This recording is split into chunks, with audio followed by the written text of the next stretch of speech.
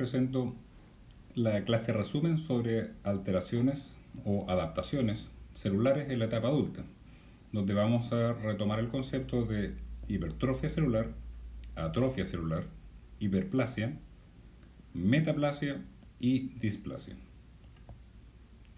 El primer concepto que vimos era el de hipertrofia, que correspondía a un aumento del volumen de un órgano debido a un aumento del volumen celular, donde es importante aclarar que este aumento del volumen celular no se debe a la tumefacción de la célula, que corresponde a un trastorno degenerativo, donde el volumen celular aumentaba pero porque se estaba llenando de agua o de vacuolas con agua. En este caso, la hipertrofia corresponde a un aumento, pero por aumento del número o tamaño de los organelos. Esta hipertrofia puede ser fisiológica o también puede ser patológica, donde los estímulos principales son estímulos hormonales, estímulos mecánicos y también de tipo compensatorio. Este dibujo muestra una célula tipo, ¿cierto? Y el caso de la hipertrofia aumenta su volumen. El ejemplo clásico de hipertrofia corresponde a la hipertrofia muscular, que es un tipo de adaptación fisiológica. Razas, por ejemplo, de animales de carne donde tienen un gran desarrollo muscular por hipertrofia, o también clásicamente la hipertrofia muscular que se da en el caso del entrenamiento, del ejercicio. Ahora, ¿qué ocurre a nivel celular? Recuerden que la fibra muscular, si seguimos con el ejemplo de la hipertrofia muscular, corresponde, ¿cierto?, a un miocito, donde está formado por varias miofibrillas que tienen esta unidad, ¿cierto?, estructural, que es el sarcómero, que es el que permite hacer la fuerza en este caso. Mediante el entrenamiento lo que ocurre a nivel celular es que, por ejemplo, supongamos este esquema que muestra un corte transversal de una célula muscular normal, donde tiene 4 miofibrillas. En el caso de una célula hipertrófica, aumentaría el número de miofibrillas, que corresponde en parte, ¿cierto?, al citoesqueleto. Por lo tanto, ese es el organelo que está aumentando. En la fotografía histológica acá ustedes pueden ver, ¿cierto?, si comparan esta célula muscular esquelética normal versus una que está hipertrófica. Aquí lo que aumentó es el volumen celular, ¿ya?, no el número. Las hipertrofias musculares, en el caso anterior que les acabo de mencionar, corresponde a una adaptación fisiológica al ejercicio. Esta hipertrofia también puede ocurrir en el corazón, donde sí, en este caso es patológica, ¿ya?, que corresponde a la hipertrofia. La hipertrofia cardíaca puede ser de dos tipos: la hipertrofia de tipo concéntrica, en situaciones en las cuales el corazón tiene que aumentar su fuerza, ¿cierto?, su capacidad de bombeo, es de tipo, como les contaba, de tipo concéntrico. La hipertrofia de tipo excéntrico, que es la que muestra esta fotografía, se da en situaciones, por ejemplo, de insuficiencias valvulares, donde el corazón, al bombear la sangre, hay una parte de ella que se devuelve por esta válvula insuficiente y empieza a haber entonces un volumen residual cada vez mayor de sangre, y por lo tanto el corazón debe adaptarse mediante una hipertrofia de tipo excéntrico, es decir, el miocito cardíaco se alarga para soportar, ¿cierto?, o abrazar de alguna forma, si lo llamamos, por darle una palabra menos técnica, esta sangre ya que está acumulándose. Por lo tanto, ahora practiquen diversas situaciones de insuficiencia valvular o estenosis valvular, ¿ya? Jueguen con ambos conceptos, una válvula insuficiente, una válvula estenosada, y ver qué ocurre en las diversas situaciones que están acá. El caso de la atrofia es una adaptación distinta a la hipertrofia, ¿ya? Lo contrario, porque podríamos llamarle de alguna forma. La atrofia corresponde a una disminución del volumen de la célula debido a una disminución de su volumen, ¿ya? Acá no disminuye de nuevo el volumen, perdón. En este caso no disminuye el número de células, sino que lo que ocurre es una disminución de su volumen. También se da en condiciones tanto fisiológicas como patológicas. Y las etiologías son el desuso, por ejemplo, un músculo que esté en reposo durante largo tiempo tiende a atrofiarse. En la inervación, traumatismos, por ejemplo, accidentes o cirugías donde hay una sección de un nervio de manera accidental, el músculo que está inervado por ese nervio podría sufrir atrofia. Atrofia por presión, por ejemplo, algún tumor que oprime una estructura de un órgano podría causar su atrofia. Hay una atrofia que es por la edad, atrofia del encéfalo, ¿ya? Que se da en animales de edad avanzada, de las personas, por ejemplo. Y la atrofia por desnutrición, que también les voy a mostrar en la siguiente diapositiva.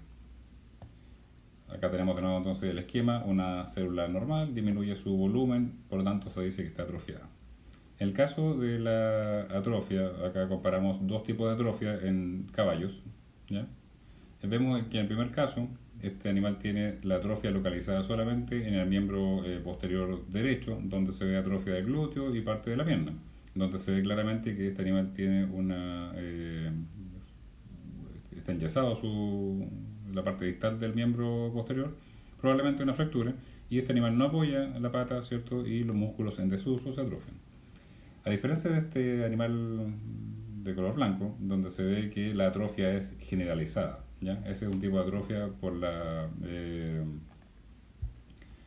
desnutrición. Dos tipos distintos de atrofia, entonces. Es importante que recuerden y repasen este eje hipotálamo hipofisiario glándula, ¿ya? Para ver distintas situaciones de adaptación: atrofia de la glándula, hiperplasia de la glándula, donde vemos, por ejemplo, en el caso del testículo, que fue el ejemplo que utilizamos en la clase, que producía testosterona. Cuando la concentración plasmática de testosterona disminuía, el hipotálamo produce GnRH, que a su vez estimula la hipófisis a que produzca FSH y LH, y a su vez entonces estimula el testículo a que produzca más testosterona, y la concentración vuelve a los estados fisiológicos. Hay situaciones, por ejemplo, en el caso de la inyección exógena,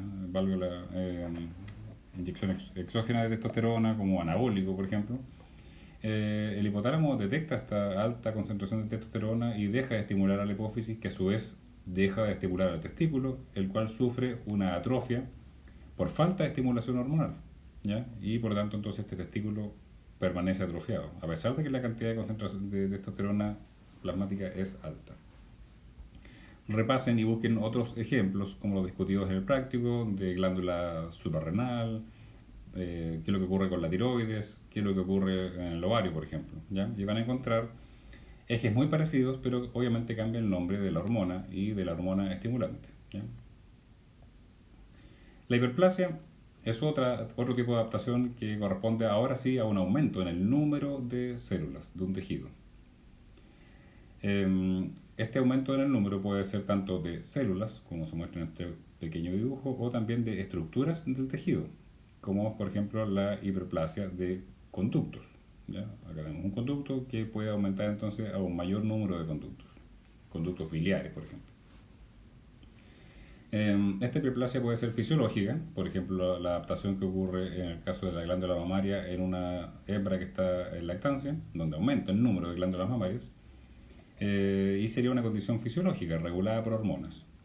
Es muy importante sí recordar que cuando disminuye el estímulo hormonal, en este caso, la hiperplasia se revierte, es decir, las células responden a los estímulos que la provocaron.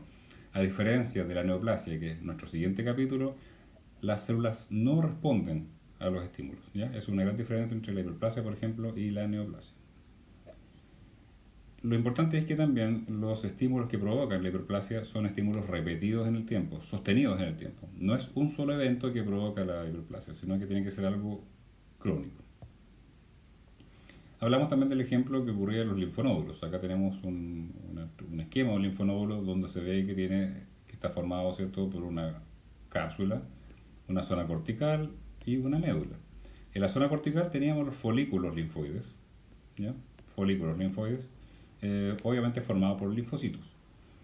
Esta fotografía muestra un linfonódulo abomasal, ¿ya? Normal, donde recordemos entonces que esta estructura va recibiendo la linfa del linfonódulo, a la linfa del vaso, la linfa del abomaso,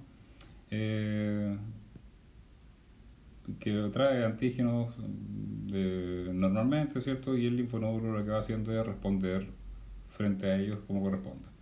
¿De qué forma responde? Aumentando el número de folículos linfoides. Veamos la siguiente imagen. Este es el folículo linfoide, ¿ya? Para que lo recuerden, formado por un centro germinativo y una corteza.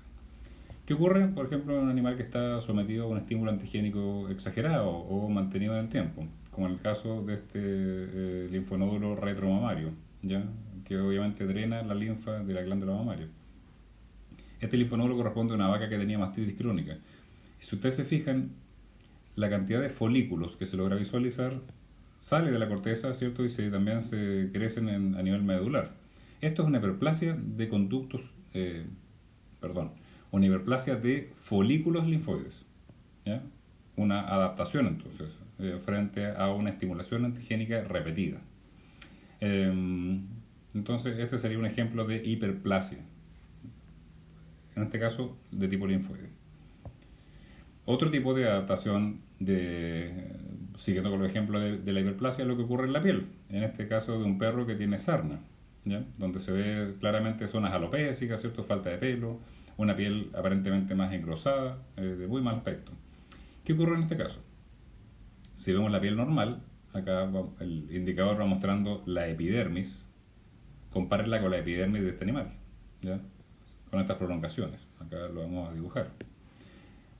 Epidermis normal, ¿ya?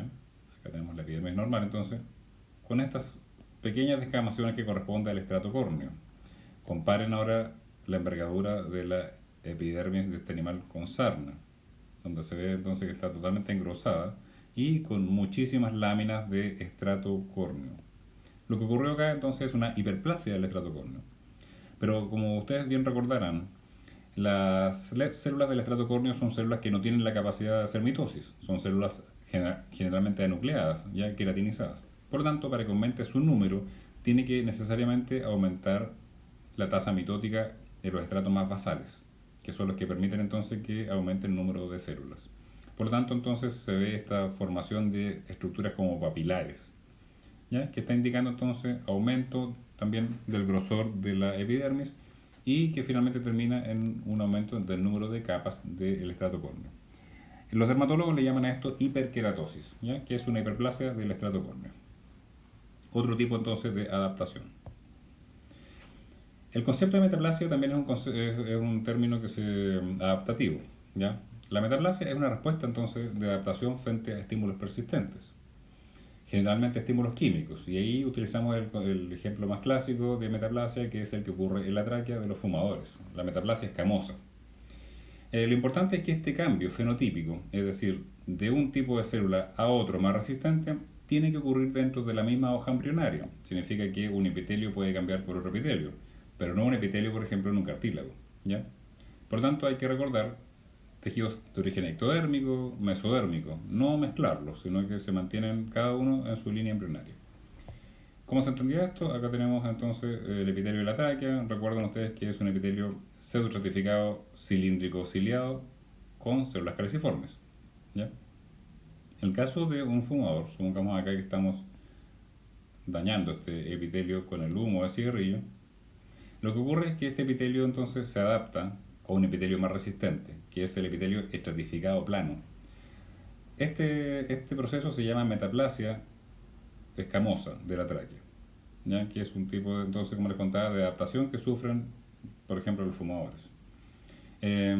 Esto lamentablemente no soluciona el problema, sino que acá lo que ocurre es que este epitelio, si bien resiste mejor el daño químico del humo, este epitelio no tiene los cilios ni las células caliciformes que protegen al epitelio, ¿cierto? Y a las vías aéreas inferiores de la entrada de patógenos. Recuerden que los cilios y la mucosidad atrapan los patógenos y evita que lleguen directamente a las vías aéreas inferiores. Por lo tanto, es un epitelio que resiste el humo, pero lo hace mucho menos resistente, mucho menos protectivo para las vías aéreas inferiores especialmente, que lo que ocurría con el caso del epitelio pseudoestratificado cilíndrico ciliado con células caliciformes, ¿ya? Metaplasia escamosa. Averigüen otros ejemplos, la metaplasia, por ejemplo, que ocurre en el esófago en pacientes con gastritis crónica, ¿ya? O con reflujo. Y finalmente el concepto de displasia, que era un concepto que yo les comentaba que en nuestro medio no era tan frecuente de observar y que muchas veces algunos autores lo consideran como un cambio preneoplásico, es decir, un cambio celular que ocurre antes de las neoplasias. ¿En qué consistía la displasia? Si ustedes, si bien recuerdan en histología, los tejidos tienen un cierto orden. Por ejemplo, si vemos la diapositiva anterior, el epitelio estratificado plano tiene una estructura en la cual tenemos el estrato basal en la base, ¿ya? Donde acá ocurre la actividad mitótica. Después finalmente teníamos un epitelio, células epiteliales del estrato espinoso, por ejemplo, que tenían sus características, y finalmente el estrato córneo, que eran planas, ¿ya?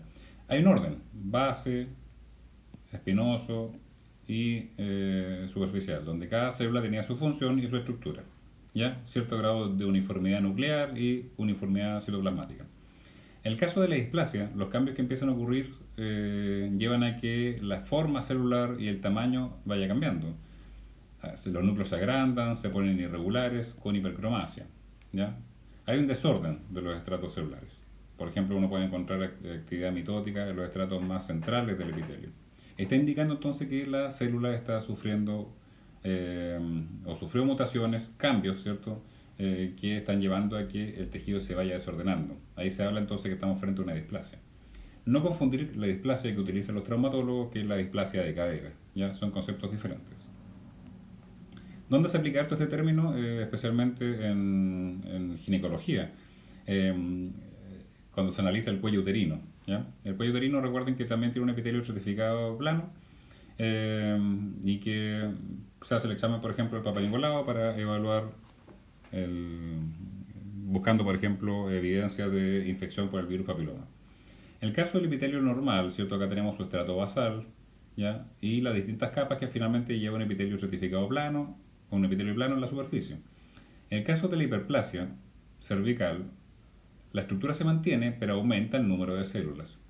En el caso de la displasia, si ustedes observan en este dibujo, aparece actividad mitótica, por ejemplo, en la mitad del epitelio, ¿ya? Del epitelio, y en la superficie pueden aparecer también células con características no típicas del epitelio superficial, el plano, sino que pueden aparecer células de los estratos más profundos en la superficie. Y finalmente, bueno, podemos tener cáncer, que es otro capítulo, ¿ya? Entonces, lo que ocurre acá en la displasia es un desorden, de alguna forma, de la célula. Ese es el resumen que tenía preparado para ustedes. El siguiente capítulo será un resumen de cáncer. Es importante que revisen bibliografía, busquen otros ejemplos, ¿cierto?, para entender el proceso, ¿ya? Estamos entonces en contacto. Gracias.